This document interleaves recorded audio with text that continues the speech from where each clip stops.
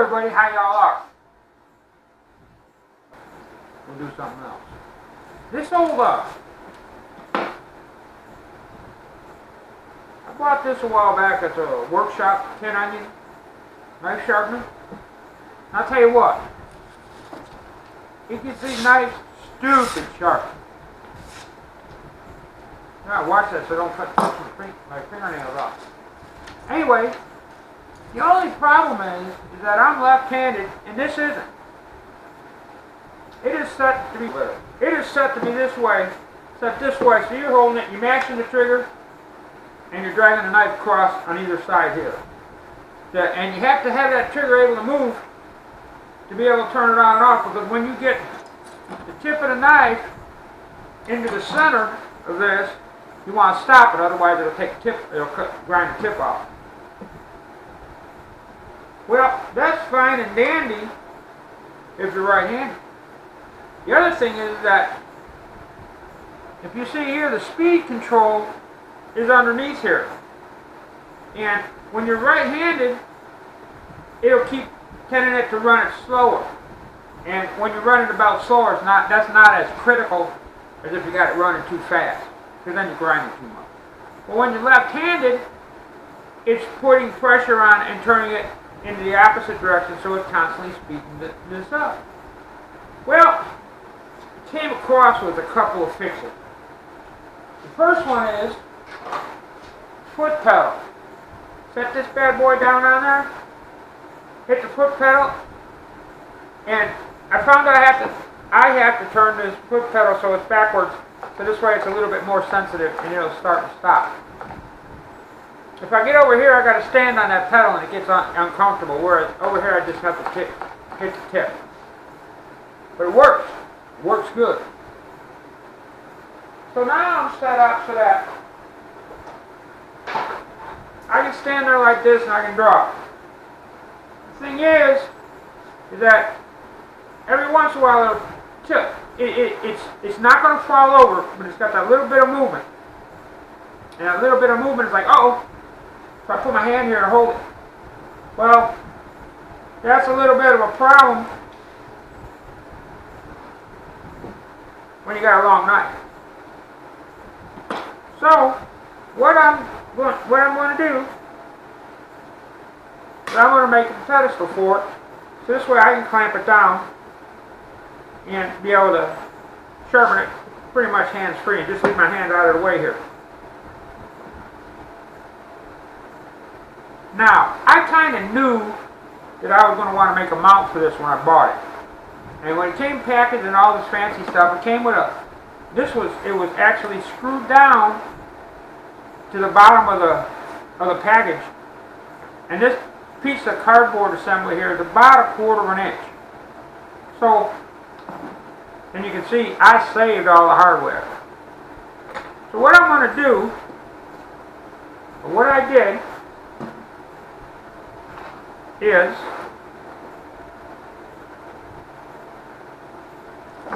I measured, I got a piece of scrap out of scrap bin.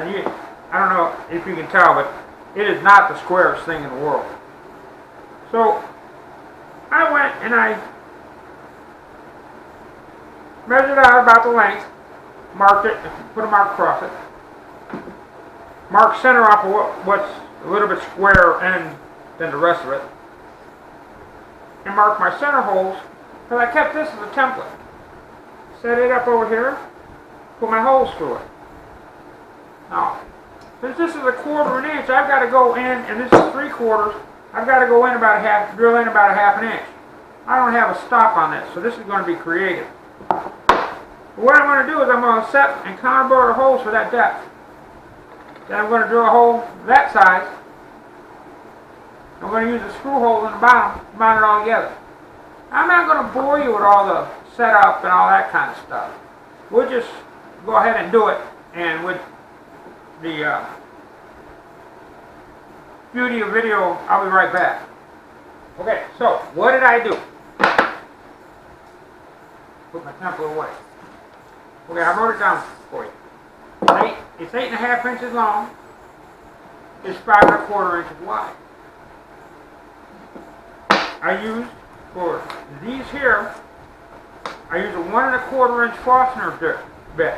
Now it just so happens that that Sharpener bit is 1/2 inch thick. So this way I could eyeball it when I reached out, went to the bottom. It gave me a 1/4 inch in the bottom, and it ain't deep enough. I'll be back. This is a 1 1/4 inch Sharpener bit, which is the size of these guys. They'll fit right in. They fit right in tightly. This Sharpener bit is a 1/2 inch wide, or a little bit shy, 1/2 inch actually. And so what it did was when I got down to the 1/2 inch mark, I knew when to start doing the measuring and checking. And I don't know how well you can see it, maybe you can see it from up above. It gets a little hair above the depth of the bit. And that will give me, with the washer, a few turns. Enough to hold it, because that's what was holding it before.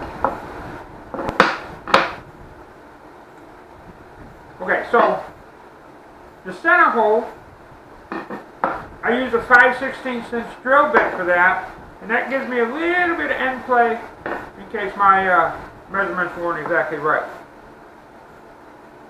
So what we're going to do now is we're going to take this bad boy, I'm going to put the washer in the bottom.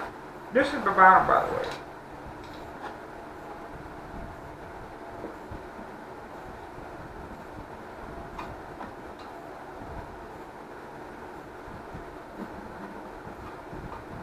I'm going to fight like heck to find a hole.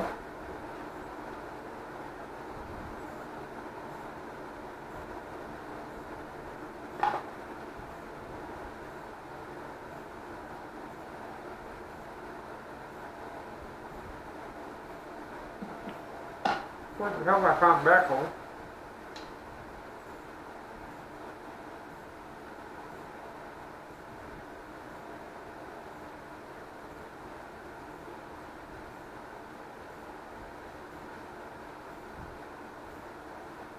I'm going to screw them down.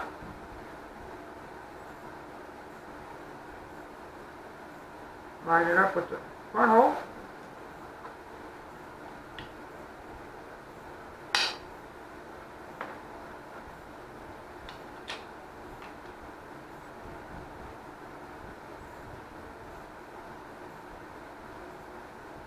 And we're going to screw them down.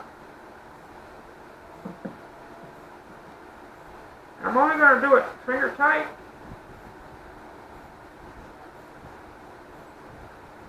Just in case I need to take it apart. And there it is.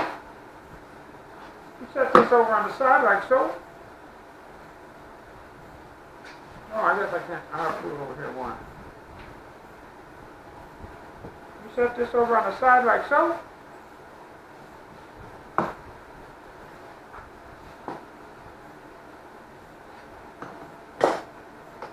Clamp it down, put the foot pedal in it, and it's ambidextrous. It's not going anywhere. And the prettiness of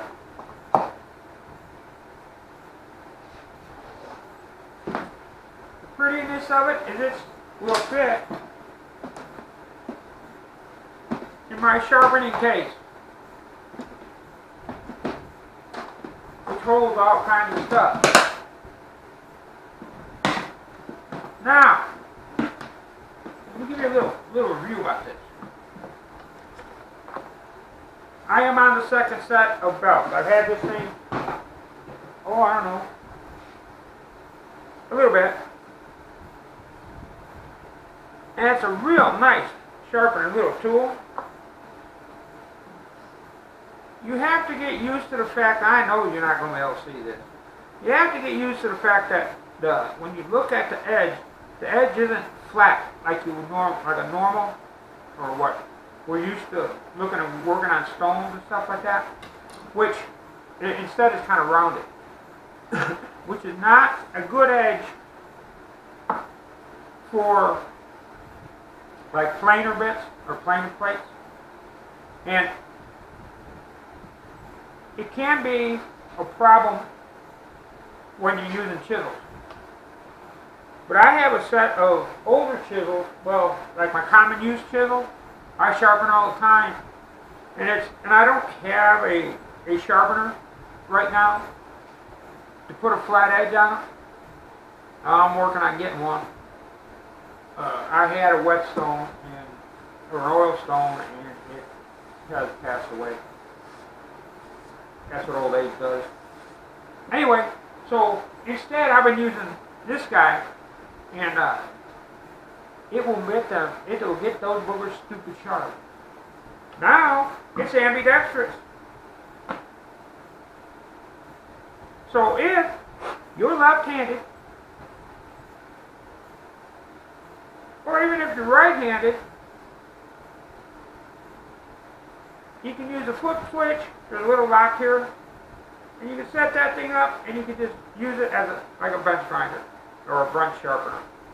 And you don't have to worry about handling it, and playing with it. You use the flip switch, boom, boom, boom, boom, boom. It works real nice. I hope that this will. I hope that you like the project. Maybe it give you some ideas. It'll be useful for you. If you are looking for a belt-driven or a sanding belt sander, these guys are pretty nice. Like I said, this is my second set of belts, and I've sharpened a lot of knives on it. It comes out that the belts are a lot cheaper than replacing the sticks on my Sharpmaker, which I was using beforehand. Although I like that Sharpmaker for serrated edges better than I do this. This one will let you do serrated edges, but all you're doing when you're grinding is you're hitting up against it, and you're bringing the points back to flat. And with the Sharpmaker, you end up wearing the points down a little bit and rounding them off instead of keeping them real nice and square, but you end up sharpening in between. Also, as time goes on, it wears and you end up sharpening the whole edge. And so, not only are you cutting with just the points, or tearing with the points, you're also cutting in between. So it actually makes it a sharper knife. But for like straight edges, for my chisels, my everyday chisel, not my real good ones, but my everyday knock around, do just about anything you possibly think of, which are the ones I got the most of. This thing does great. It makes it super, super, stupid sharp. And I've got them set at 20 degrees here. When you put it to 22.5 and you go through the whole regime of the different size belts and that, after you get used to holding the angle and getting the tip right and everything like that, there's a little bit of practice that's involved with this thing. Once you get all that done, man, you can sharpen razors on this thing and everything else. So, okay, that's a little product review. Anyway, if you like this video, hit the like button. If you want to see more of this kind of fantastically spectacular content, then hit the subscribe button. If you really, really gotta see this right away, I don't know why, but if you do, then go ahead and hit that little bell, and it will notify you every time I put up a new video. Which, with the weather being nice and everything like that, I'm probably going to be kicking out a few a little bit more often. I don't do this on a schedule because there will be projects that will take me a while, and instead of spending the time playing with videos, I go ahead and play with the wood and make dust. And then when that's done, then I'll go ahead and bring the video out. So that's about it. Thanks for watching, and y'all have a real nice day.